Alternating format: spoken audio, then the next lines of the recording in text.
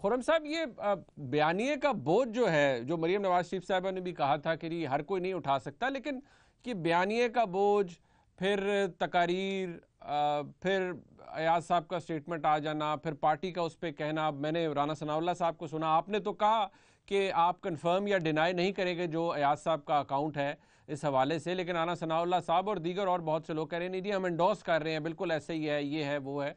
तो बयानिए का बोझ भी नहीं बहुत से कुछ लोगों से उठाया जा रहा है, और शायद लोग शाये अवे कर रहे हैं। अब कादिर बलोच साहब के हवाले से आपका मौक़िफ़ ये है जी कि उन्हें कबायली वजह है जिस वजह से उन्होंने मुस्लिम लीग नून से अलहदगी इख्तियार की है, जबकि वो कह रहे हैं कि मौक़िफ़ यही है कि फ़ौज के हवाले से जो अब आपका मौक़िफ़ है उससे वो बिल्कुल एग्री नहीं करते। आज भी एक MPA हैं, वो भी हुकूमत से जाकर मिल रहे हैं बुज़दार साहब से, और वो भी यही कह रहे हैं चांडिया साहब जी की ये जो कुछ हो रहा है ये मुल्क के लिए भी ठीक नहीं है, और जो बयानिया है ये भी दुरुस्त नहीं है। वो शरकपुरी साहब हैं, वो भी चले गए, लेकिन आपको एहसास है कि ये पॉलिटिकली आपको डैमेज कर रही है? It has the process has started जहां डैमेज हो रही है मुस्लिम लीग नून। मुनीब साहब, डैमेज तो उस दिन से शुरू हुआ था जिस दिन से रिजेक्टेड की ट्वीट आई थी। इससे बड़ा डैमेज क्या हो सकता है कि सिटिंग प्राइम मिनिस्टर को वो 10,000 दिरहम जो उन्होंने लिए भी नहीं, उसको जबरदस्ती एसेट डिक्लेयर करके आप डिस्क्वालीफाई कर दें। इससे बड़ा डैमेज क्या हो सकता है? तो हम ये डैमेज जो है वो 3 साल पहले सह चुके हैं, जो आप मैक्सिमम डैमेज हो सकता है। उसके बाद हमने इलेक्शन में मैंडेट की चोरी का डैमेज सहा। उसके बाद हमने ये डैमेज सहा कि बिगिनिंग विद नवाज शरीफ, शहबाज शरीफ, मरियम नवाज, हमजा शहबाज, शाहिद खाकान अब्बासी, एहसन इकबाल, मिफ्ता इस्माइल, साद रफीक, सलमान रफीक, जनाब इंजीनियर कमरुल इस्लाम, हनीफ अब्बासी, एक नोमान, हमारे एक और MPA लाहौर के।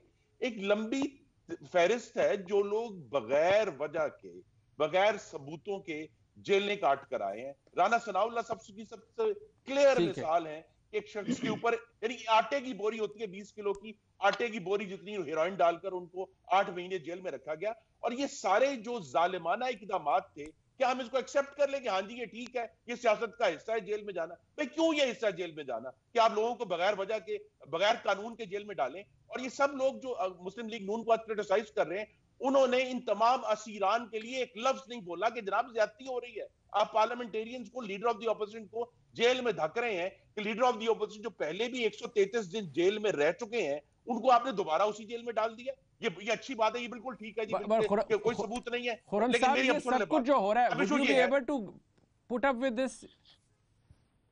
जी देखिए, हमारे कायद मियां नवाज शरीफ ने एक स्टैंड ले लिया है, जो एक ऐसा नया सफा खोला है जो पाकिस्तान की किताब में अभी तक नहीं खोला गया। क्या इस पे हम कामयाब होंगे? हमारा कयास इसमें सिर्फ अल्लाह पर और पाकिस्तान के अवाम पर है, और अपनी PDM की जमातों पर है कि हम मुत्तहिद होकर बिल आखिर पाकिस्तान में आइन में लिखे हुए जो वादा है अवाम की हाकिमियत का, उसको पूरा कर पाए। ये सिर्फ दुआ है। ये किस इशू तो यही है कि हमने आगे जाना है। अब प्रॉब्लम ये है कि क्या हम इस बात को इग्नोर कर दें कि इस मुल्क के जो 73 साल हैं, उसमें से आधी जो इस मुल्क की जिंदगी थी, वहां यहां फौजी आमरीयतें रही, और उसने पाकिस्तान की सियासत को डिस्टॉर्ट किया, चाहे वो जुल्फिकार अली भुट्टो थे, चाहे वो नवाज शरीफ थे, चाहे वो इमरान खान थे।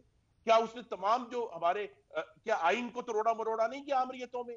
और उसके जरिए जो है पाकिस्तान की सोसाइटी में एक डीप डैमेज है, जिसको आज हम दुरुस्त करने की कोशिश कर रहे हैं, क्योंकि 21वीं सदी में बिल आखिर ये ख्याल आ गया है तमाम जमातों को आप कि भाई हमने बड़े कॉम्प्रोमाइजेस आपको किए ये हैं लगता है माजी में, लेकिन अब हमें आगे जाना है। We have to go forward. और फॉरवर्ड का ये तरीका है कि अभी तक जो 3 आपको जलसे हुए हैं मुकम्मल तौर पर पुरअमन हुए हैं। कहते हैं एक बल्ब भी नहीं टूटा। ये पुरअमन जदोजहद ही रास्ता है जिसके जरिए हम आगे जा रहे हैं और आइन के ऊपर अमलदारी को यकीन बना रहे हैं। अब इशू ये है कि जब भी आप आइन की बात करते हैं, जवाब क्या है कि ये सब गद्दार है। नहीं, बट ये जो अभी खुर्रम साहब की पूरी गुफ्तगू है, मैं हुमायूं साहब के पास जाने से पहले इम्तियाज साहब, ये एरोड करेगी मुस्लिम लीग नून को? वो कहते हैं डैमेज तो मैं बहुत पहले से शुरू हो गया, फर्क नहीं पड़ता। हुकूमत ये तनकीद करती है कि बहुत से ऐसे लोग जिन्होंने आपको फैसिलिटेट किया, मियां नवाज शरीफ साहब ने जो बकौल खुर्रम साहब के नया सफ़ा खोला है आइन की हुक्मरानी का, नया सफ़ा पलटा है, वो बाहर तशरीफ़ ले गए तो बहुत से लोगों ने फैसिलिटेट किया सामने भी और ओवरटली भी कोवर्टली भी, और मियां नवाज शरीफ साहब को बाहर जाने दिया गया। हुकूमत की भरपूर मुखालफत अपनी जगह मौजूद थी। क्या मुस्लिम लीग नून अगर इसी स्टांस पे रहती है, सियासी तौर पर फायदा है और अचीव कर पाएगी जो करना चाह रही है? इम्तियाज साहब। देखिए, मैं समझता हूँ कि बड़ा मुश्किल होगा इस बयानिए का बोझ बर्दाश्त करना। बाकी अल्लाह करे कि ये सब लोग साबित कदम रहें, और अल्लाह करे कि पीडीएम के वो जो पार्लिमानी बेरोजगार भी हैं जो इसकी सरबराही कर रहे हैं पीडीएम की, वो भी साबित कदम रहें। ये सब काफ़ी सारे लोग अपने इस मौक़िफ़ से हट जाएंगे। और दूसरी असल में जो वजह बन रही है इस वक्त मुमकिन तौर पे पीडीएम में, वो है ये बयानिया, और ख़ास तौर पे जिस अंदाज में आर्मी चीफ और आईएसआई चीफ, और अभी जिस तरह ये एक इन कैमरा मीटिंग के हवाले से बात हुई है, एक इंतहाई मैं समझता हूँ गैर जिम्मेदाराना बात थी।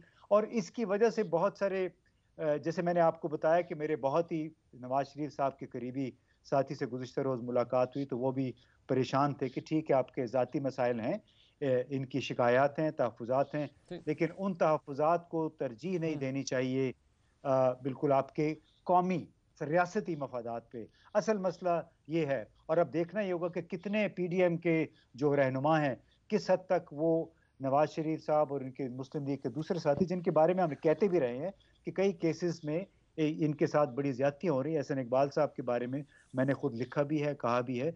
लेकिन इसके बावजूद ये चूंकि इनका पर्सनल मसाला, इसका ये मतलब नहीं है कि ये जो रियासती इंटरेस्ट है या रियासती जो राज हैं वो आके उगलना शुरू कर दे, क्योंकि उनके ऊपर अदालतों की तरफ से दबाव आ रहा है।